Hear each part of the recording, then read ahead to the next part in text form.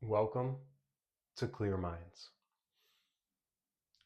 You've done the hard work and are committed to your sobriety. But what if the biggest dangers to your recovery aren't the obvious ones? What if they're hidden inside gifts that look like success, happiness, or even harmless old memories? These are the secret saboteurs that can blindside you when you least expect it. Look, anyone in recovery is ready for the obvious battles, but it's the trigger you never saw coming that often knocks you off your feet. And it isn't always something negative. Think of your sobriety as a fortress. You're ready for a frontal assault, but not for the spy who slips in during a victory parade. I'm going to pull back the curtain on these sneaky triggers and give you the tools to shut them down. The first sneaky trigger is success. You got the promotion, you hit a milestone, and that little voice says you deserve a reward.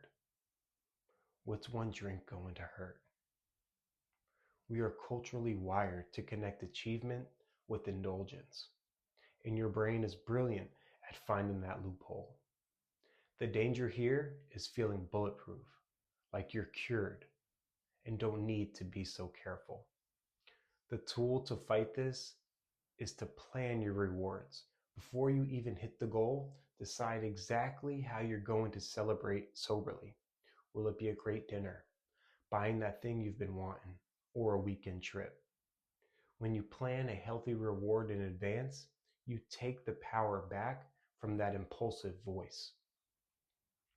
The second hidden threat is looking at your past through rose-colored glasses. Over time, your brain creates a highlight reel of your past life. It keeps the fun clips and cuts the painful scenes, the hangovers, the arguments, the shame. This is called fade-in effect bias, and it's a liar. Thinking it wasn't that bad minimizes the real reasons you fought for sobriety. The tool to fight this is to play the tape through. The next time your mind plays that highlight reel, force yourself to watch the whole film. What happened after the first drink? What about the next morning? Visualize the consequences. When you play the tape to the end, the fantasy shatters and the craving loses its power. There's a danger zone in recovery when life starts feeling normal and a new enemy emerges: overconfidence. This is when you might think, I don't need meetings as often, or I can hang out with people who are drinking and be fine. This is complacency. Recovery isn't a graduation, it's a daily practice. The moment you feel cured is the moment you let your guard down. The tool here is to stay grounded with humility. Remind yourself that addiction is a chronic condition that needs ongoing management. The best way to stay humble is to stay connected. Go to a meeting, call a friend in recovery.